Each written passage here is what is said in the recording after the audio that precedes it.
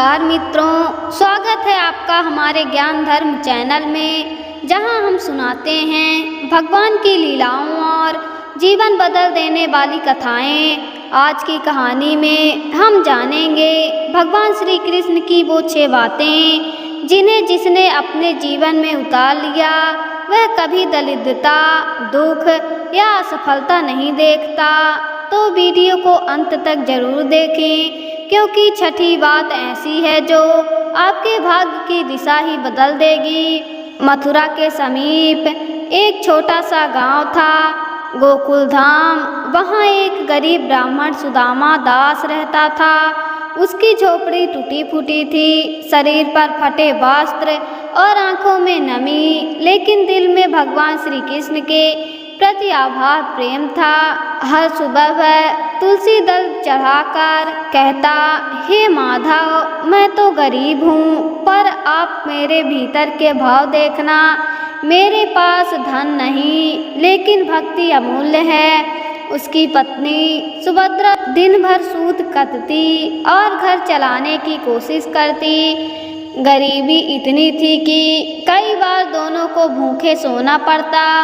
एक दिन सुदामा मन में सोचने लगा, मैं श्री कृष्ण का भक्त हूँ, दिन रात उनका नाम लेता हूँ, फिर भी इतना निर्धन क्यों हूँ? क्या भगवान गरीब भक्तों की नहीं सुनते? उसी रात उसे स्वप्न में भगवान श्री कृष्ण का दर्शन हुआ।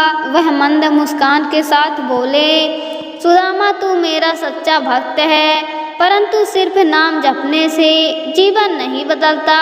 जब तक मेरे उपदेशों को अपने जीवन में उतारा न जाए। आज मैं तुझे अपनी 6 बातें बताता हूँ। इन्हें जिसने अपना लिया उसने जीवन में दरिद्रता को विदा कर दिया। सुदामा ने हाथ जोड़ लिया, प्रभु, आपकी हर बात मेरे लिए वचन है। और यहीं से शुरू होती है हमारी कथा। भगवान श्री कृष्ण ने कहा, पहली बात, कर्म को पूजा समझो। भगवान श्री कृष्ण ने कहा, सुदामा, गीता में मैंने कहा है, कर्म करो, फल की चिंता मत करो। अर्थात तेरा अधिकार सिर्फ कर्म पर है, फल पर नहीं। फिर बोले, गरीबी उसी के पास जाती है जो काम को बोझ समझता है, पूजा नहीं। जो अपने कर्म को भगवान की आराधना समझता है वह कभी निर्धन नहीं रहता। सुदामा ने पूछा, प्रभु, क्या कर्म भी पूजा हो सकता है?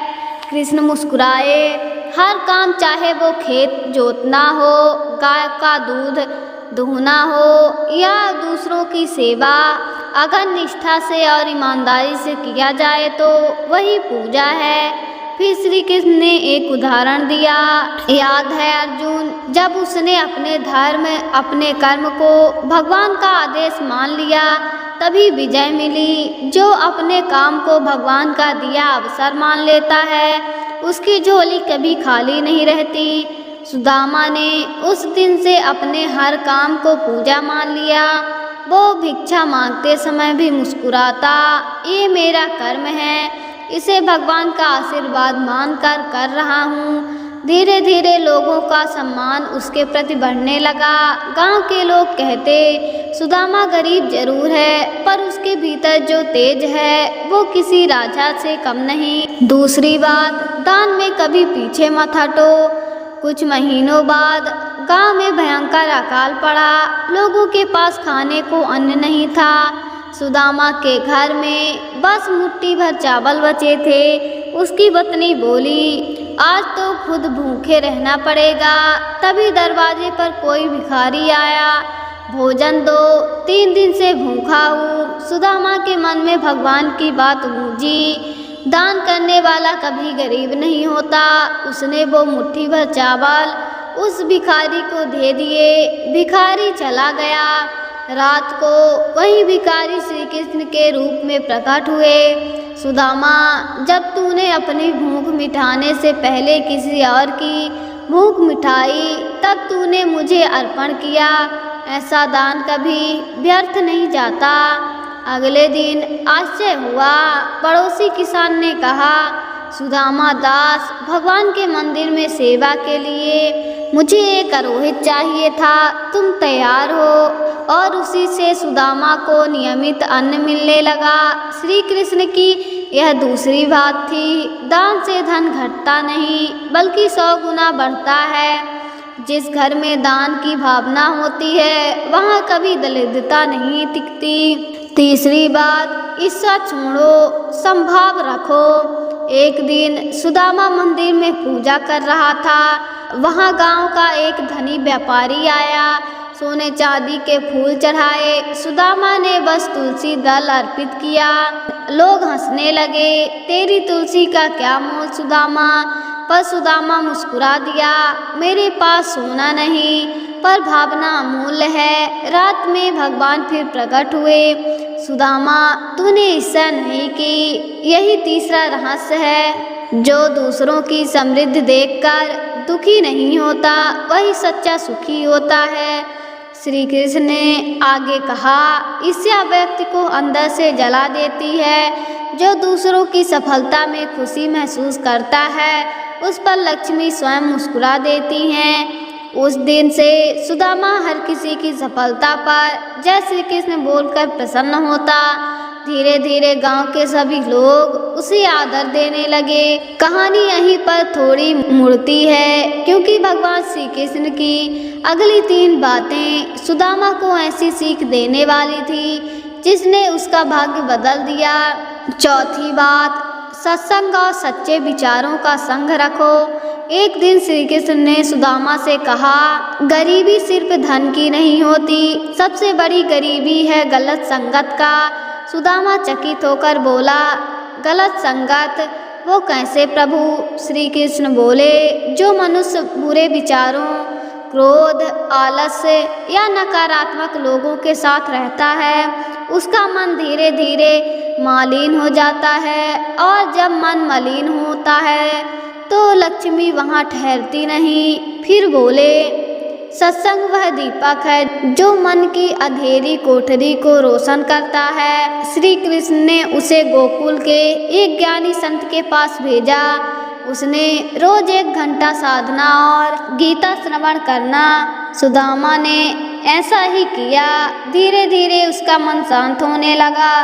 जहाँ पहले निराशा थी वहाँ अब उत्साह था। गांव के लोग उसके पास सलाह लेने आने लगे। किसी का झगड़ा होता तो कहते, चलो सुदामा जी से बात कर लेते हैं। और उस दिन सुदामा ने महसूस किया कि असली धन है ज्ञान और सच्चे विचारों का संग।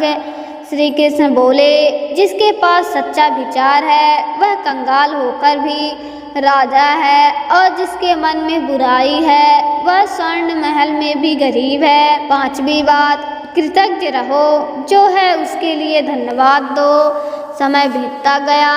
अब सुदामा के पास थोड़ा अन्न, कुछ वस्त्र और शांति भरा जीवन था। पर एक दिन उसे लगा, काश मेरे पास थोड़ा और होता तो अच्छा होता। उस रात भगवान श्री कृष्ण उसके स्वप्न में आए और बोले, सुदामा तू फिर वही भूल करने लगा है। याद रख, जो अपने पास है, जो है उसके लिए आभारी नहीं होता। वह इतना भी पाए उसे कमी ही महसूस होती है। उन्होंने कहा, कृतज्ञता वह कुंजी है जिससे लक्ष्मी के द्वार खुलते हैं। सुदामा ने पूछा, प्रभु धन्यवाद से भी क्या जीवन बदल सकता है? श्री कृष्ण मुस्कुराए, हाँ, जो व्यक्ति रोज सुबह यह सोचकर जागता है कि भगवान आपने जो दिया उसके लिए धन्यवाद, वह दिन भर सुखी रहता है। फिर बोले, कभी यह मत सोचो कि क्या नहीं है, सोचो कि कितना कुछ है जो तुम बिना मांगे पाए बैठे हो। सांस, परिवार, भक्ति, जीवन, ये सब ईश्वर के उपहार हैं। उस दिन से सुदामा रोज सुबह सूरज की पहली किरण देखकर कहता, हे माधव, आज का दिन मिला, यही सबसे बड़ा धन है। धीरे धीरे उसके जीवन में आनंद फैलने लगा। वह पहले से अधिक सुख रहने लगा। लोग कहते, सुदामा के चेहरे पर हमेशा चमक रहती है। श्री कृष्ण ने कहा, कृतज्ञ व्यक्ति के जीवन में न धन की कमी रहती है न मन की। छठी बात, भक्ति और विश्वास कभी न छोड़ो। कुछ महीनों बाद गांव में भयंकर वर्षा आई। नदी उफान पर थी, खेत डूब गए और गांव वालों में हाहाकार मच गया। सुदामा का घर भी आधा बह गया। लोग भाग दौड़ कर रहे थे, कोई मंदिर को दोष दे रहा था, कोई भाग्य को, पर सुदामा शांत बैठा था, बस भगवान का नाम ले रहा था। हे श्री कृष्ण, आप जो करेंगे वही शुभ होगा। लोग बोले, सुदामा तू पागल है, घर बह गया और तू मुस्कुरा रहा है। सुदामा ने कहा, मेरा घर बहा है पर मेरा विश्वास नहीं। रात में भगवान श्री कृष्ण उसके स्वप्न में आए। सुदामा, यह मेरी अंतिम और सबसे गूढ़ बात है। जो भक्ति और विश्वास नहीं छोड़ता वह जीवन का सच्चा राजा है। फिर बोले, समय हर किसी की परीक्षा लेता है, पर जो विपत्ति में भी मुझ पर भरोसा रखता है उसके जीवन में दरिद्रता सदा के लिए चली जाती है। अगले दिन गांव का एक धनवान सेठ सुदामा के पास आया।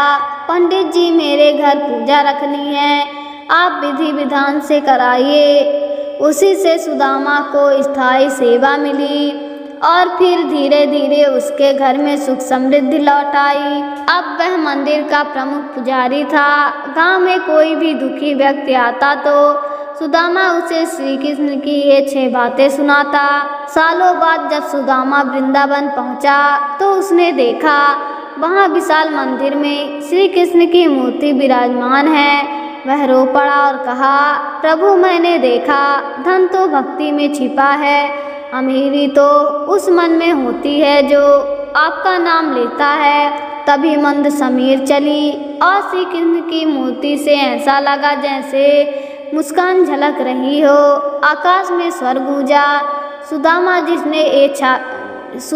जिसने ये 6 बातें अपनाई, पहला, कर्म को पूजा समझा, दूसरा, दान को जीवन का भाग्य बनाया, तीसरा, ईर्ष्या का त्याग, चौथा, सत्संग और सच्चे विचारों को अपनाया, पांचवा, कृतज्ञता को जीता, छठवा और भक्ति में विश्वास रखना। वह कभी दरिद्र नहीं होता क्योंकि उसका मन ही स्वर्ग बन जाता है।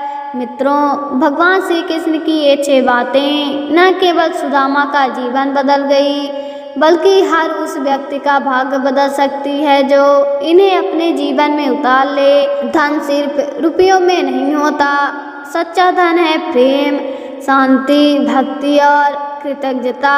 और जिस जीवन में ये हो वहाँ दरिद्रता कभी टिक नहीं सकती। अगर आपको ये कहानी अच्छी लगी हो तो इसे अपने दोस्तों और परिवार के साथ शेयर करें, वीडियो को लाइक करें और हमारे ज्ञान धर्म चैनल को सब्सक्राइब जरूर करें। फिर मिलेंगे अगली अद्भुत कहानी में, तब तक के लिए जय श्री कृष्ण।